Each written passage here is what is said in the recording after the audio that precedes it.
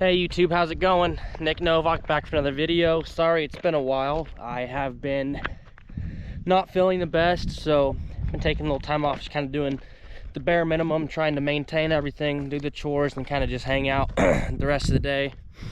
But I'm on the up. Let me think about this for a second.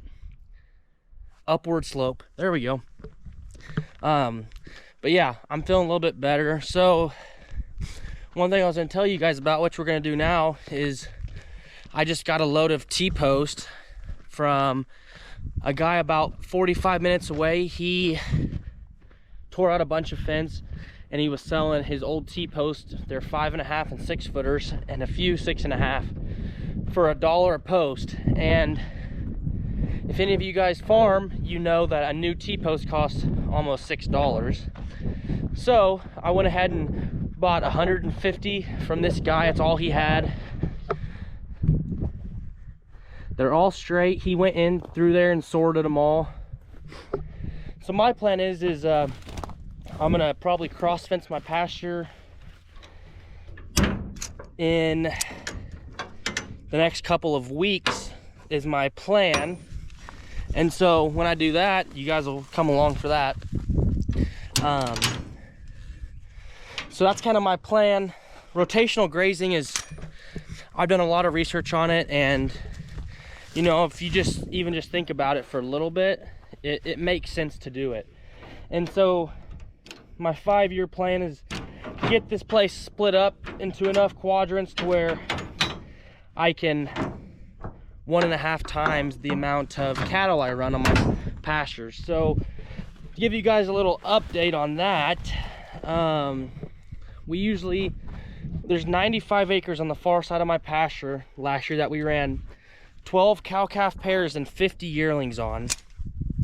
It wasn't grazed a couple years before then, so we're not going to be able to get that much grazing off of it again this year. But I think my plan is to put 75 yearlings on it, and we're gonna try to rotate them between 40 acres and 40 acres, so they're really starting to eat some of that grass and make them utilize the good and the bad stuff.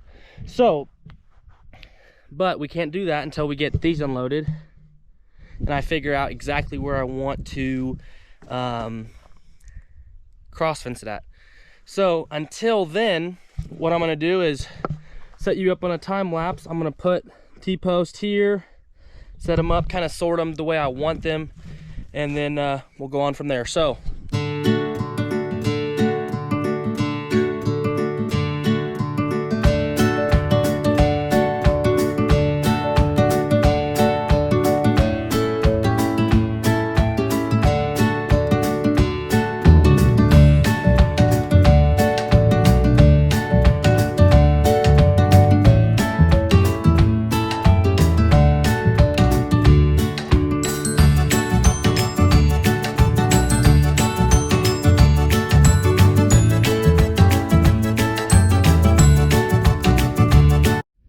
y'all, so we just got it unloaded. I'm sitting down because I'm a little tired, but there was 156, which that's what I counted when I put them on.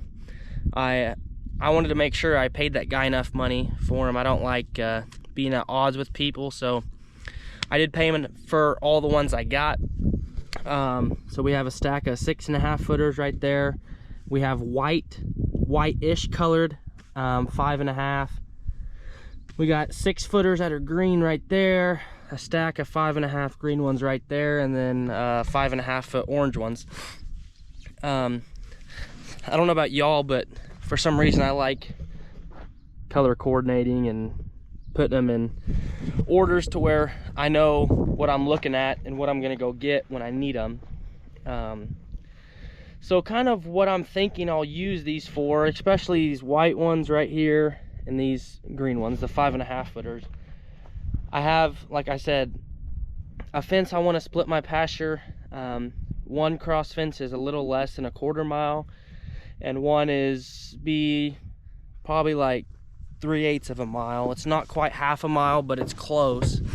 And what those pastures do is, the one pasture where I had the first calf heifers at 60 acres, I want to fence that off. Right now it's just hot wire.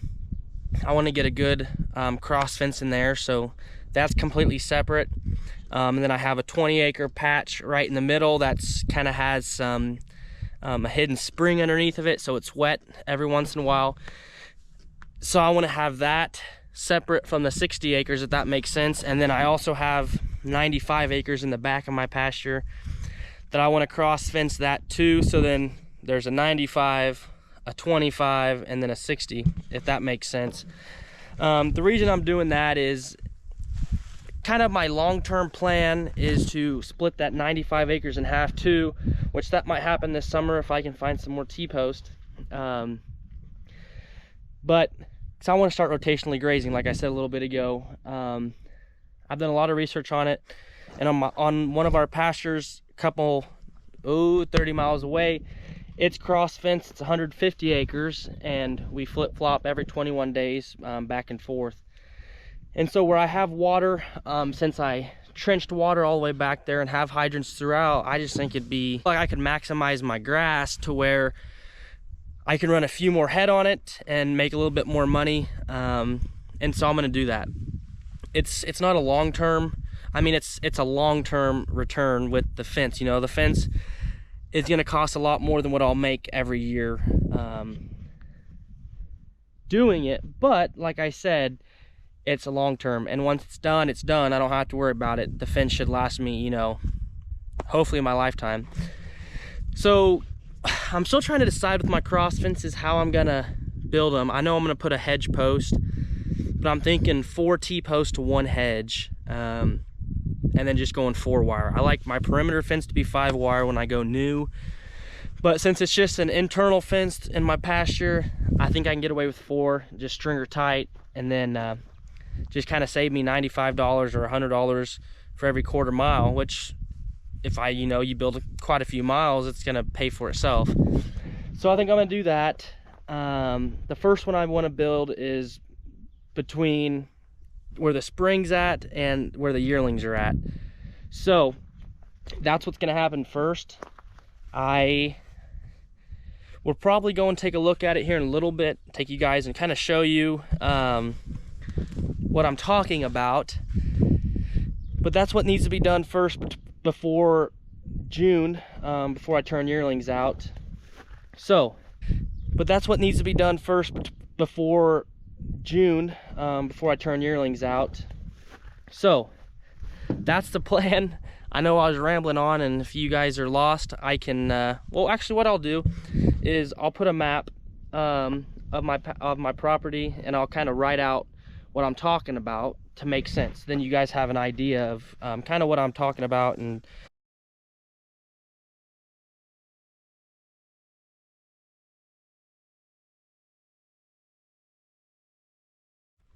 so here's these 3 newest bottle calves. Like I said, this one's probably 3 weeks old, and those 2 are shortly behind him. These are the 2 that stayed outside. I brought their little tote out here. They stayed outside last night, and they seem to be getting along fine. And then this little one right here is the one I've been putting in the barn still. But I'll show you guys these 2 wean calves, and they're looking great. Full stomachs. They cleaned up their grain from this morning. Love to see that. Can get them some more alfalfa here tonight. A little bit of brome hay. Let's see if you can't see them. They're not lacking on the food, which I like, and they're not really getting those bottle calf bellies, which will help when we sell them. Kind of the plan for these 5 is once April hits, we'll turn them out on grass out here to this little 6 acres trap here in front of my house. It goes to that fence. Another plan is to fence from the tree row basically straight right there, to give them another 10 acres or so. But yeah, we're gonna run these 5 out on grass all summer. It's cheap feed for them. The only problem I'm probably gonna have is them getting out, but we'll just do that trial by error, see what happens. If I have to put a hot wire up, I will. But all in all, these calves are looking great. Little man right there's thick. This girl right here, she's a good looking cow, little calf. But anyways, you guys are probably tired of listening to me ramble on, so we'll end her here. Appreciate you guys watching. Tomorrow, I got off at work, so I'll be home all day, take you guys along kind of what my plan is. We'll have a busy day planned for tomorrow, which you guys will probably get that video. You'll get this one today, here in about a couple hours, and you'll get the one tomorrow evening. So catch you guys later. Peace.